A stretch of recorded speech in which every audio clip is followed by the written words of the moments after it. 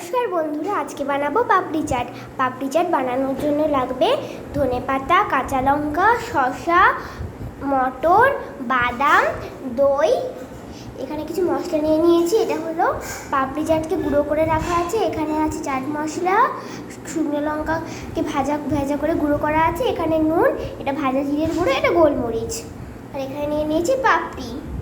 এটা আমার বাড়িতে বানানো তেঁতুলের চাটনি, সেটাকে একটু জল দিয়ে ভিজিয়ে নিয়ে কিন্তু আপনারা চাইলে মেলা বা অন্য কোনো ডিপার্টমেন্টাল স্টোর থেকে কেনা তেঁতুলের চাটনিও ব্যবহার করতে পারেন। এখানে নিয়ে নিয়েছি আলুটাকে গ্রেট করে নিয়েছি। প্রথমে আলুটাকে মেখে নেব। আলুটাকে এই সমস্ত মশলাগুলো দিয়ে মেখে নিচ্ছি।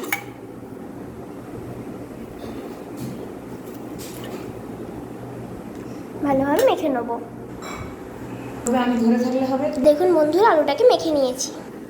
আমি আলুটাকে মেখে নিয়েছি। এবার পাপড়ি চাটটা বানিয়ে নেব। প্রথমে পাপড়িগুলো খুব ভালো করে সাজিয়ে দিচ্ছি।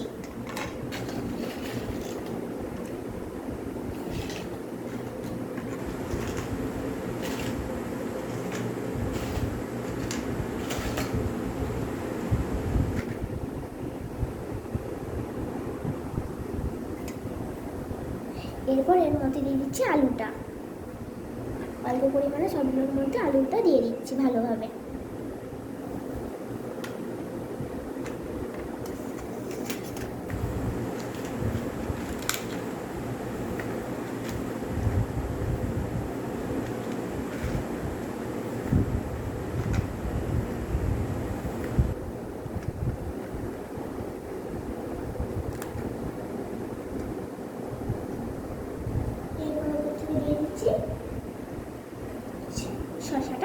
শসাটা গুছিয়ে রেখেছিলাম যেটা, সেটা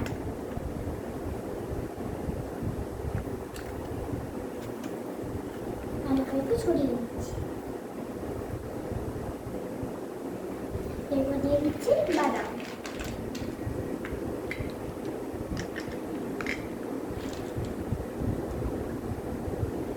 আর এখানে যে ছোলাগুলো আমি রেখেছিলাম সেটা দিয়ে দিচ্ছি। ভালো করে কাঁচা লঙ্কা কুচনো দিয়ে দিচ্ছি। আর দিয়ে দেবো দইটা।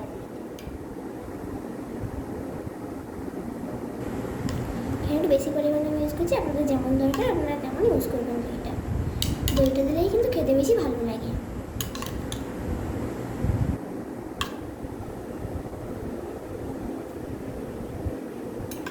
এরপর সবশেষে দিয়ে দেবো তেঁতুলের চাটনিটা।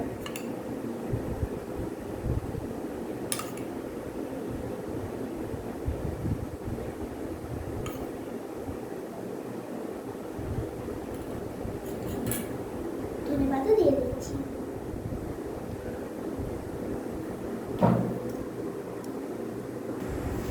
এবার আমি ওপর থেকে একটু ঝুড়ি ভাজা ছড়িয়ে দিচ্ছি।